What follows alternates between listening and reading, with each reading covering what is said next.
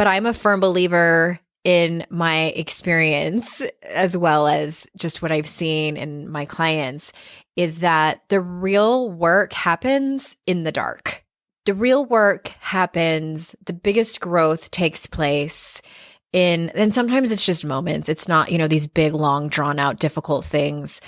Sometimes it's just little moments where we have these breakdowns and have to dig deep. This is your Kick-Ass Life podcast, episode number 330. This is the Your Kick-Ass Life podcast with Andrea Owen, a no BS guide to self-help and badassery. Because ladies, let's face it, life's too short for it to not kick ass. And here's your host, the girl who serves it up straight with a side of crazy, Andrea Owen. Hey there, ass kickers. Welcome to another episode of the podcast. I am so glad that you are here. I'm recording this bonus episode for you on Friday, April 3rd, and this will be my last bonus episode for a while. Don't worry, regular episodes will still come out every Wednesday, but I've been making extra episodes for you for the past few weeks. And this one is going to come out on Monday. I know the other ones were coming out on the weekend, but I've been sort of procrastinating over here about what I wanted to say and didn't want to make my team have to scramble. So back to, what I wanted to say in this episode. Oh my gosh. I think for everyone, things have been changing minute to minute. And what I mean by that specifically is our emotions and sort of our mindset. And maybe that's where I'll start today. One of the things I've been hearing from people is, why am I so tired? I have all these things on my to-do list that I want to do or that I need to do or that I can do, that I have the time to do. And I'm simply exhausted. And I'm here to say, of course you are. 100%, of course you are. This is emotionally and mentally draining, completely draining. It is everything for us to even be able to take care of the people that we love, to take care of ourselves, to go about our day to day. So if that's all you can manage, you're doing a great job. I am going to tell people this over and over again. I might have even already said this on a past podcast episode. I've been talking about it to so many people. Please forgive me if I'm repeating myself, but I think it's one of those things that can't be said enough. And especially for women who tend to try to do all the things and more, and then beat ourselves up when we can't accomplish them, when we can't do something that's not even humanly possible to do when there's not a global pandemic. So if that's you, if you are finding yourself having to take more naps, if you're feeling so exhausted and can't kind of put the puzzle together as to why you're exhausted, but you feel like you have ran a marathon, that's why. This is collective trauma for all of us, collective anxiety for all of us, and it's really tiring. That being said, I'm kind of going out of order here, but that's all right. I'm sure you forgive me. I just wanted to say that thing before I got on with anything else. This particular podcast episode is going to be broken up into two parts. Well, it's going to be broken up into a lot of parts because I have like a lot of different little things that I want to talk about. And the end of this podcast is going to be specifically for entrepreneurs and really only for the fact that I'm seeing some things out there. And I know that it's a small percentage of you who are either life coaches yourself, hi, I see you, or you own your own small business or something like that. So stay tuned. Stay tuned. There's some things that I got to say about that. And I know that not all of you have that kind of lifestyle or have that kind of job. And so just wanted to give you a heads up that it's going to be broken up into a couple of different parts. I also do not want you to miss that I have a free book club call coming up. And by the time that this reaches you, it might already be over. But if you're listening on the day that it drops, the book club call is on April 7th at 1 o'clock Eastern time. That's 10 o'clock Pacific. Super easy to sign up. Just text the word book club, make it all one word, to 55444. And even if you already past this date and you missed it, you can still catch the replay. What happened was I got an email from somebody saying that she started a book club for 52 Ways to Live a Kick-Ass Life. And it was just at the genesis of all of this. I was super emo and I started crying and I was like, I need to get on the phone with her and her book club. So I decided just to open it up to everybody. Bring your questions. I'll have some answers. We need community now more than ever. All right. Another thing I wanted to talk about was what I have been seeing on the internets. And it's a lot of what Brene Brown calls comparative storytelling or comparative struggle.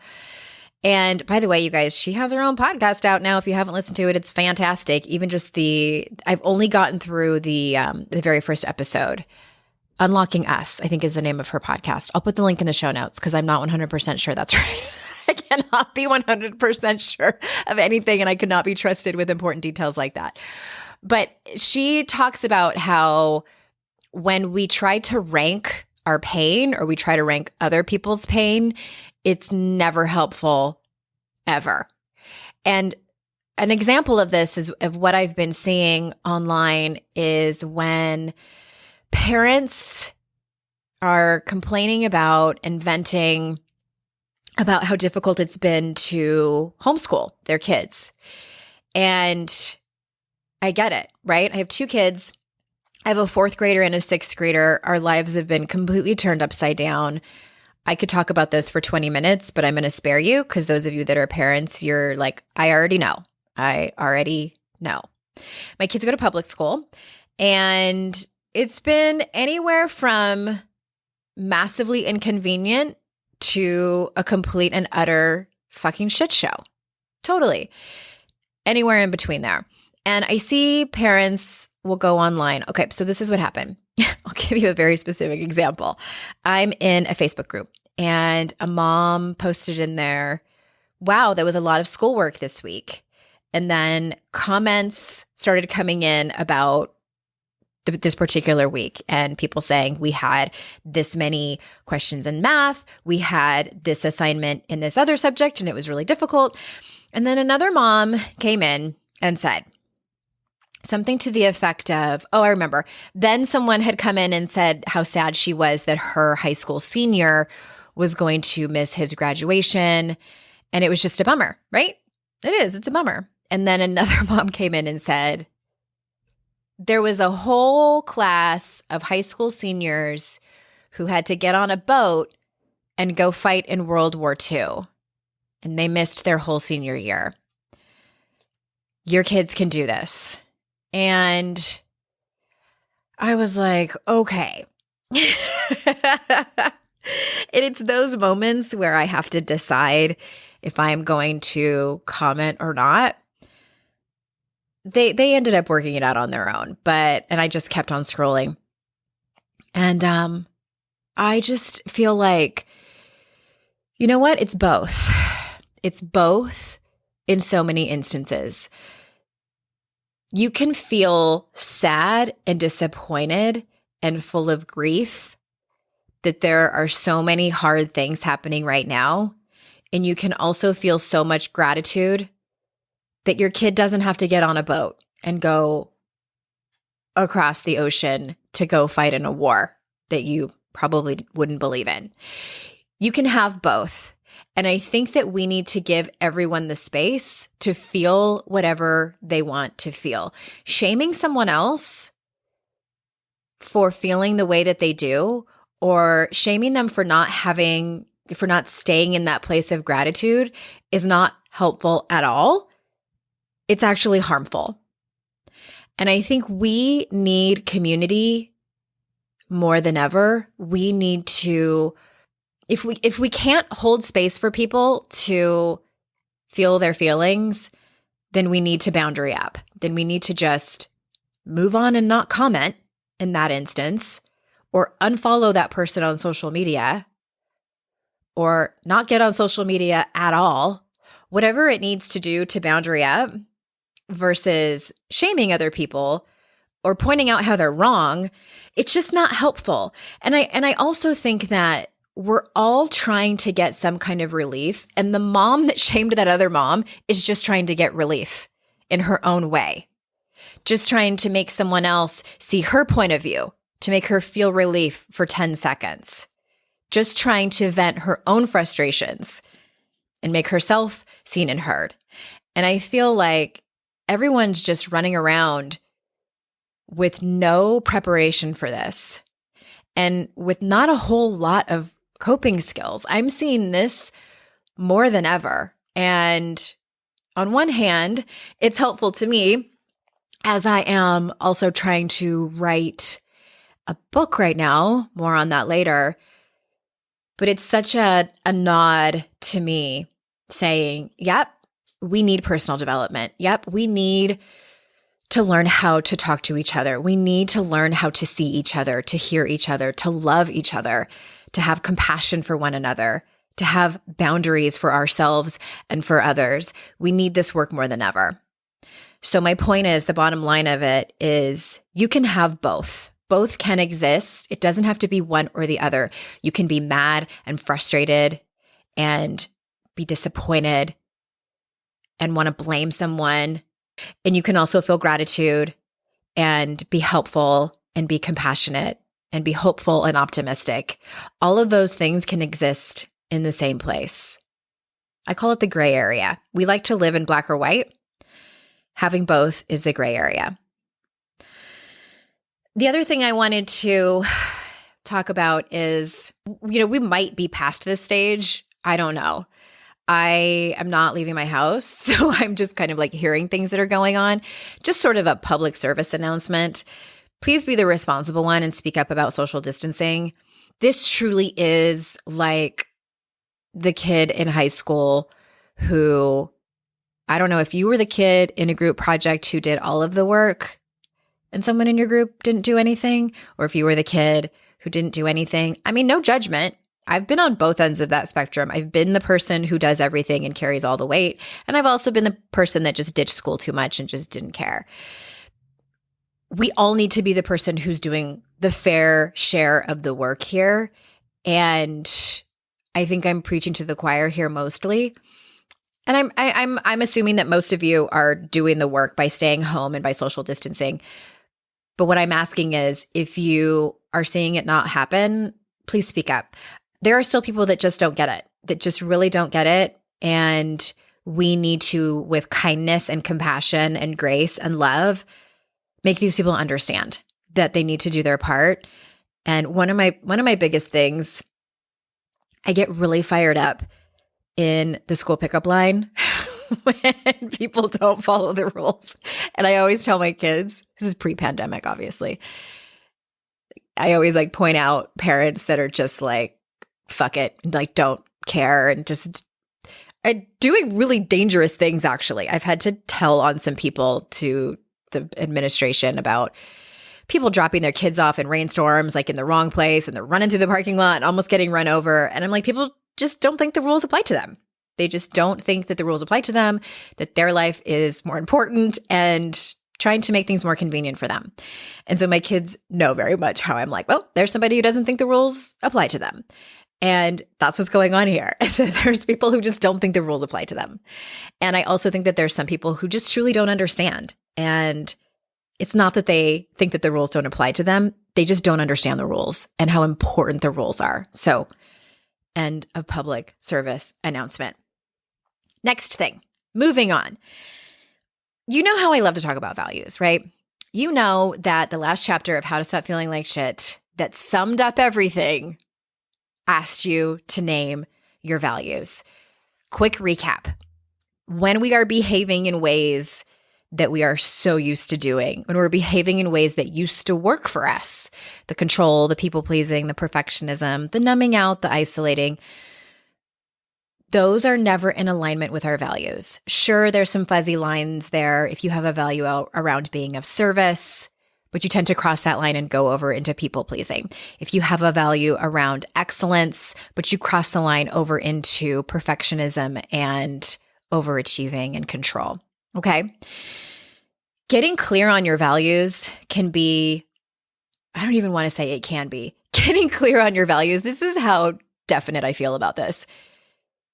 It has the ability to change your life. It will change your life. It will absolutely change your life if you get clear on your values, know what they look like, and act in accordance. Even if the majority or all of your values are aspired values. What that means is if you're not honoring them now, but you want your life to look like that, they're still your values.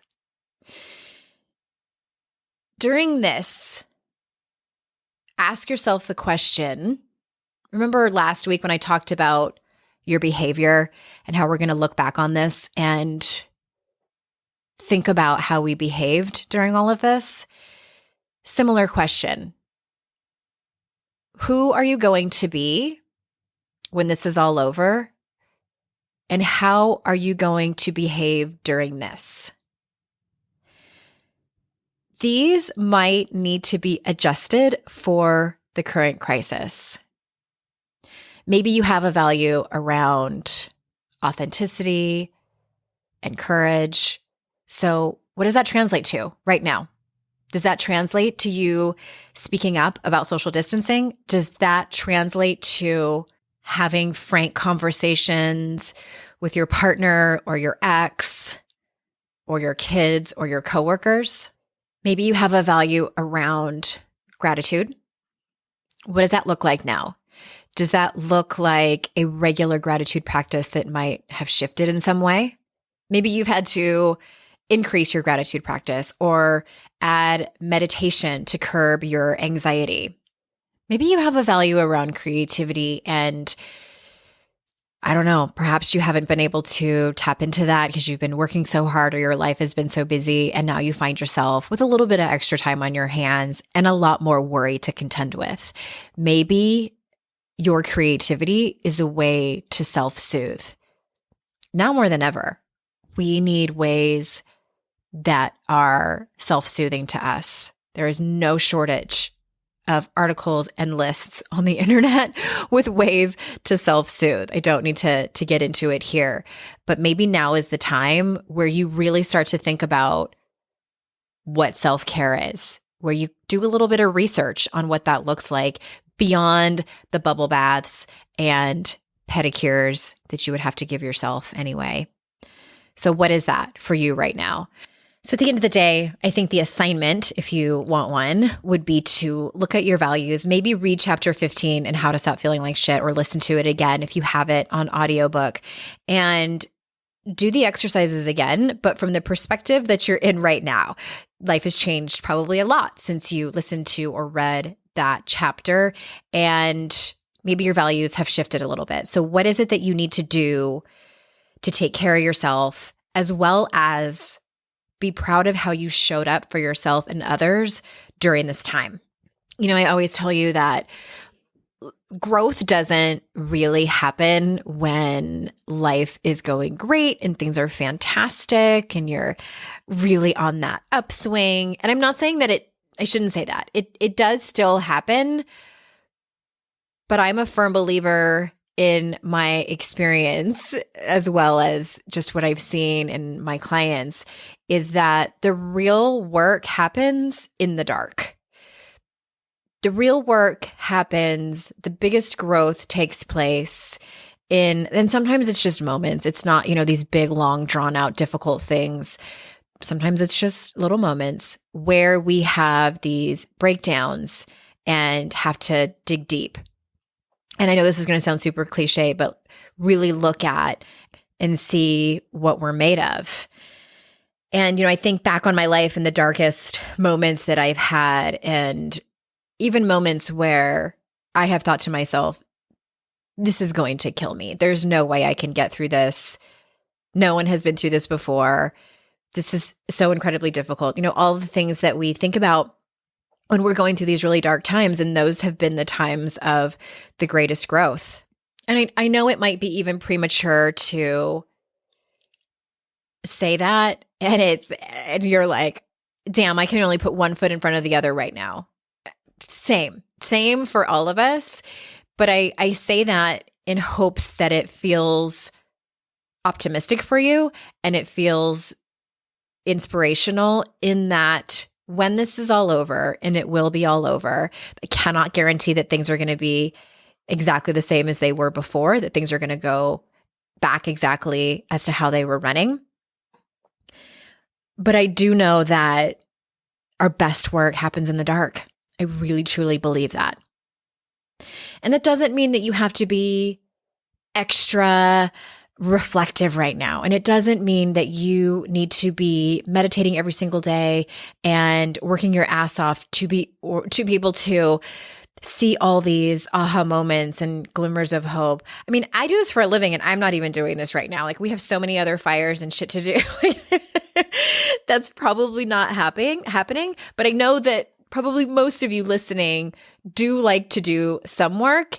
And I think that if I'm going to tell you anything, that it is take care of yourself, have so much compassion for yourself and others, and know that your best work happens in the dark. All right. This is the part where I switch gears. And I rarely, if ever, talk about the life coaching industry. It's just not my audience. You know, it's like one of the things that they say, like, know your audience. And I know that there are quite a few of you who are life coaches who listen to this, and you come to me for your own work, which I think, by the way, those of you who are life coaches who listen to this podcast to gain insight to your own life, I salute you. I salute you 1,000%, because I'm a huge believer that you can have all the strategy in the world. You can have gone to the best coaching school, gotten high marks from your supervisors on your coaching recordings and all of those things. But if you want to make it, and by make it, I mean if you want to actually make a living by doing this, you have to do your own work. You have to get into the dark and do your best work over there. Because I'm a big believer that it's about 80% of that. It's about 80% of doing your own work. And essentially what you're doing is walking your talk. You are doing what you are teaching your clients and your community. You can't make it if you're not. If you're just faking it, people will see through that. Anyway, all that to say, I applaud you. I salute you. So I've been seeing something over the last handful of weeks. I think it was especially happening a week or two ago, and it might still be happening. I just maybe have shut my eyes to it because I just can't.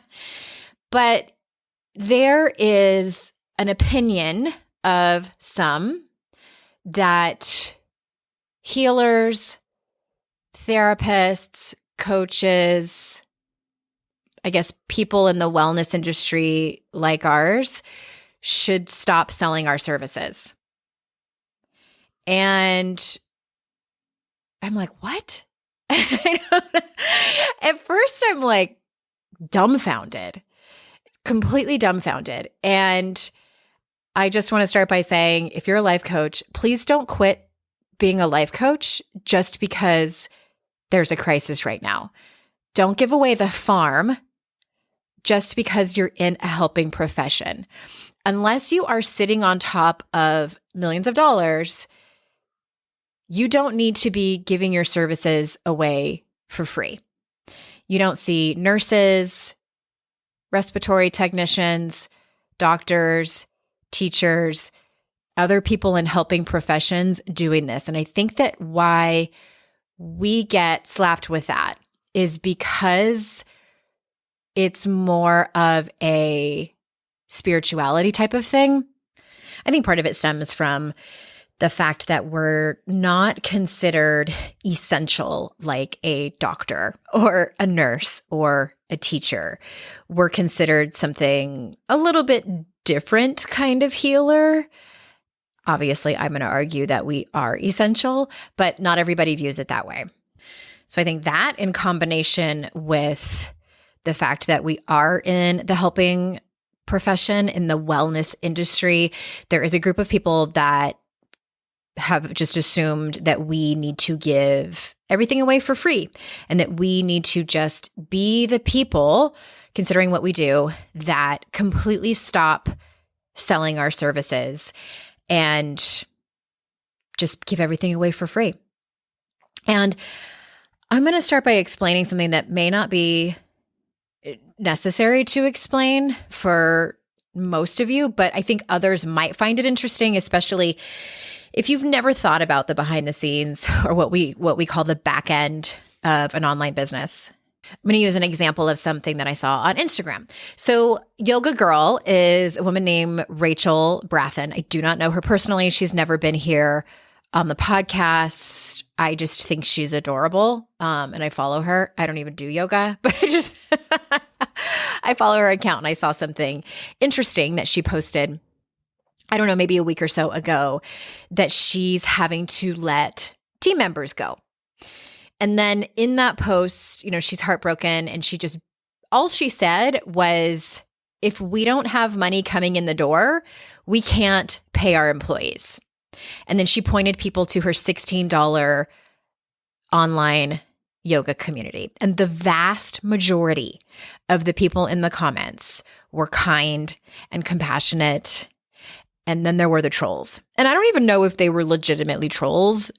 I'm just quick to call them that. But there were the people who said things like, you should have saved your millions instead of spending it, and you wouldn't have to let your team go. That was a quote from some of them. That one actually might have been deleted. It was so awful. But there were a couple other that were similar to that. And the other ones that I saw were more passive aggressive. But that one was the most blatant, I think, just mean comment that I saw.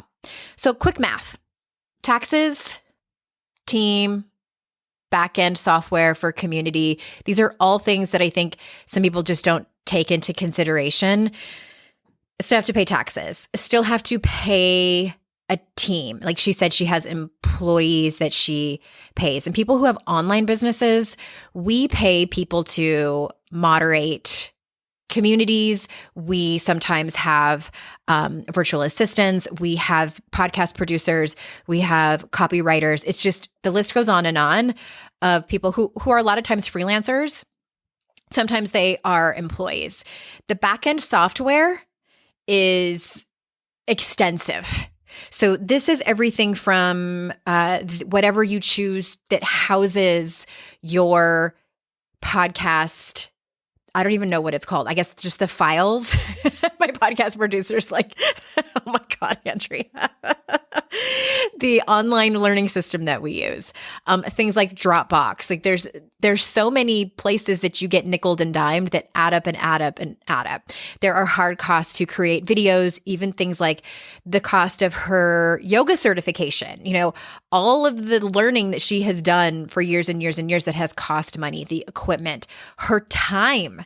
This isn't, you haven't even started thinking about how much do you want to pay yourself, your time, the accounting software, her CPA, the free 30 days of yoga that she does to promote the program that she's asking people to pay $16 a month for. That 30 days of yoga that she has costs money in order to run that.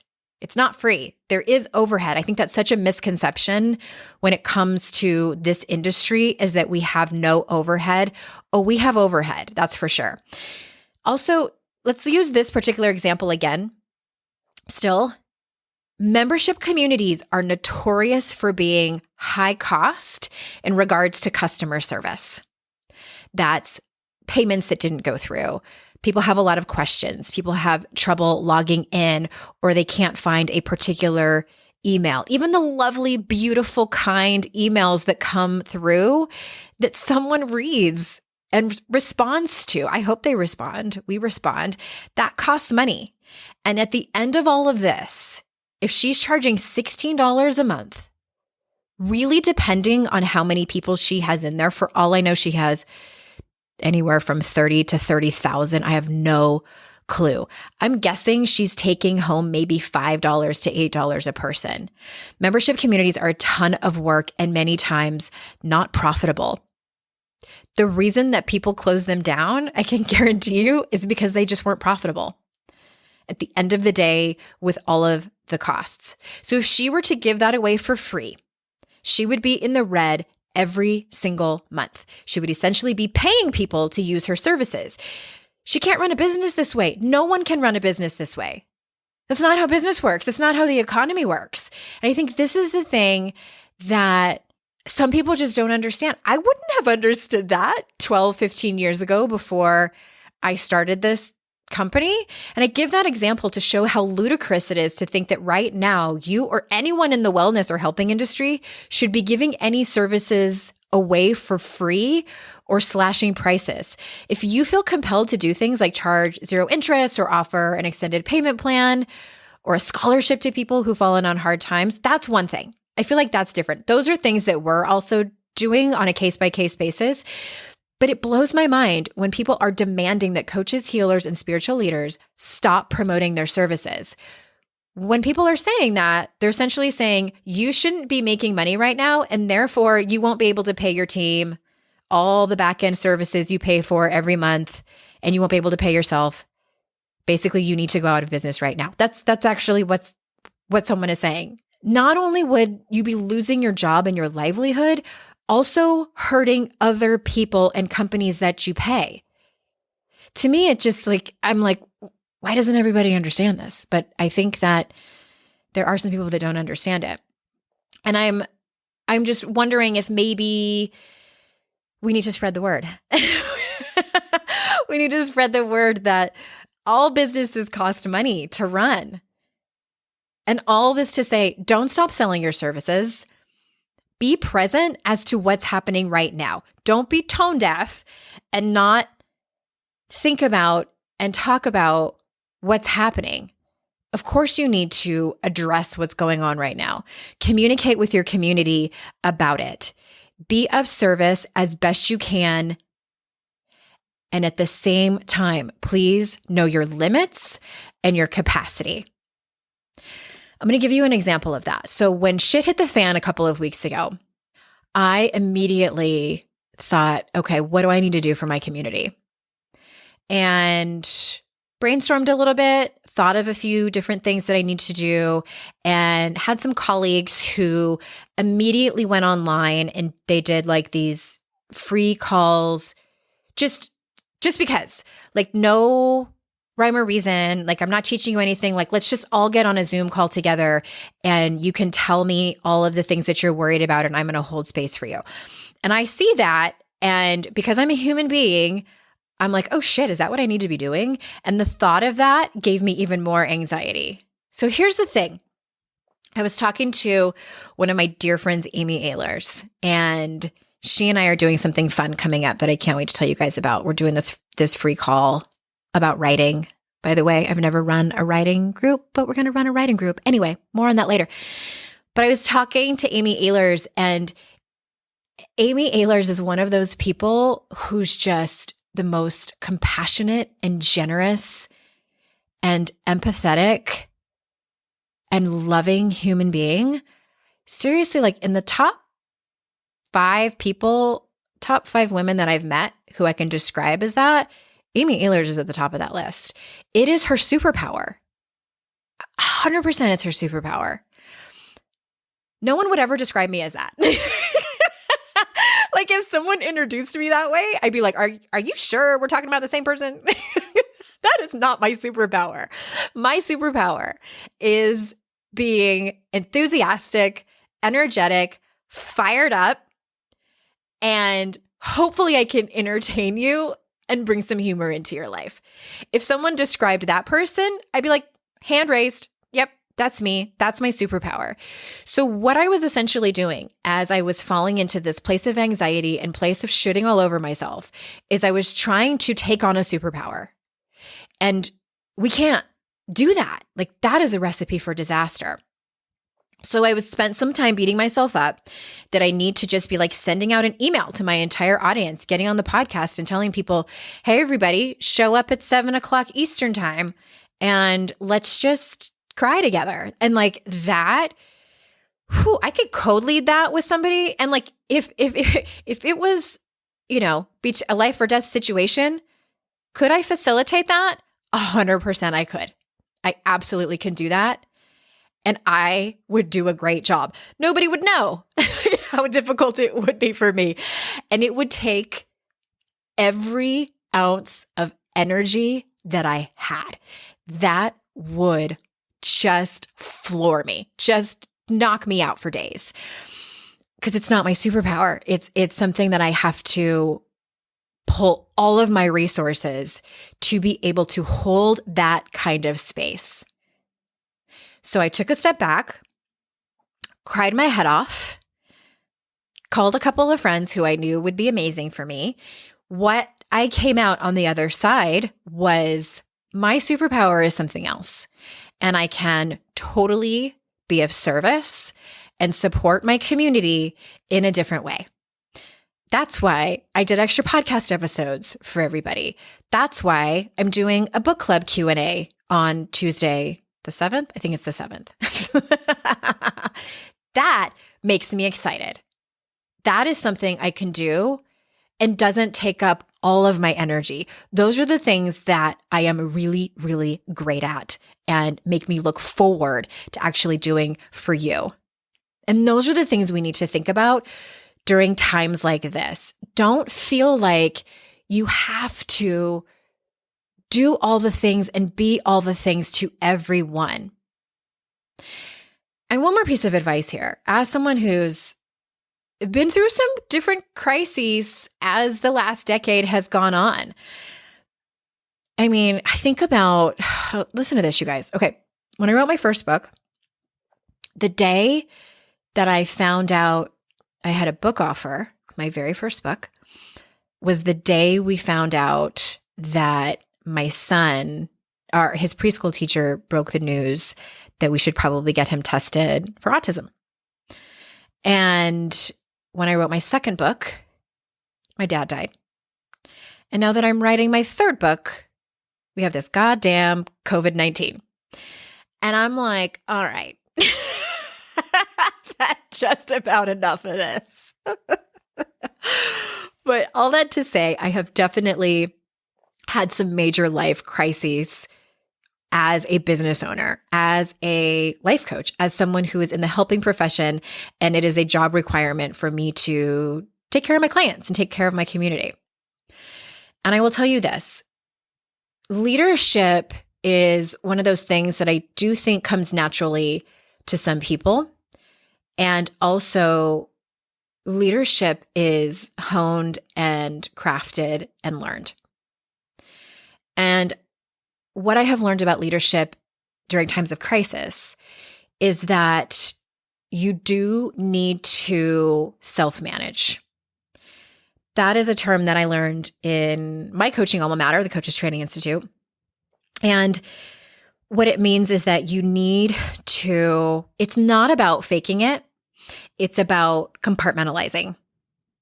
And you have to learn to put your own stuff aside and know your audience and show up as your best self and still honor the shit that's going on in your life, the real crisis that you may be facing, the real hard times, the real anxiety, the real stress, the real worry, because you still have it. Just because you're a leader doesn't mean that you're immune to it. None of us are immune to what's going on right now.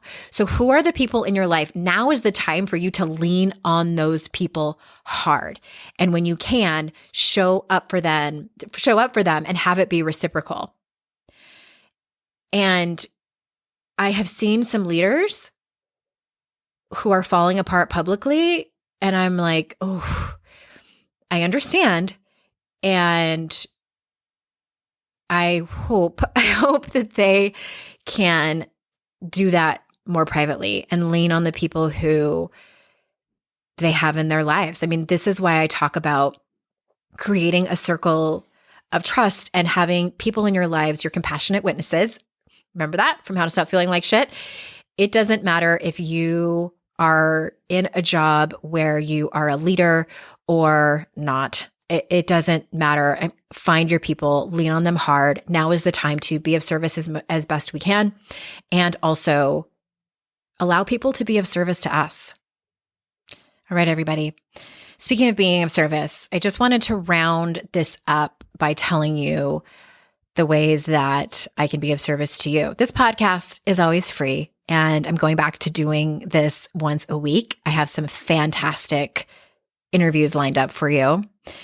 My books are on Amazon and Audible. How to Stop Feeling Like Shit and 52 Ways to Live a Kick-Ass Life. Quick note on that. If you can order online from independent bookstores, please look into that. It really matters. You might think like, I'm just ordering one paperback book for $16. It still matters. Independent bookstores, many of them are in trouble right now, having to close. And I know it's super easy to order it from Amazon. I don't feel like Amazon's really in trouble. So if you could order from independent bookstores, that would be fantastic. We have a free Q&A call coming up on the 7th. Again, just text the word book club to 55444 and you can get signed up for that. It's going to be so fun. We're going to be live. Yes, there will be a recording. And also, if you could use some coaching support, we have packages that start at $500 a month. And we also help coaches. So we do consulting over here. If you have ever wanted to start a podcast like this one, we know some things about starting a podcast. If you have wanted to write a book, I do help people with that. I help people write their book proposals. I help people some people just have a ton of questions. Like, how do you do the book proposal? Should I self-publish or should I go traditional publishing? What do I need to do to go traditional publishing? Can I meet your literary agent? Like all of these things. Yes, we can help you. And running an online coaching business. I know that maybe even some of you are listening to this and working from home from your regular corporate job and you're thinking, I could do this work from home gig. So let us help you. If you want that support, you can email us, support@yourkickasslife.com, and we will send you some details to see what's right for you. And we would love to help you out. All right, ass kickers, thank you so much for your time. I appreciate you so much. I know how valuable your time is. And until next time, I'll see you out in cyberspace. Bye-bye.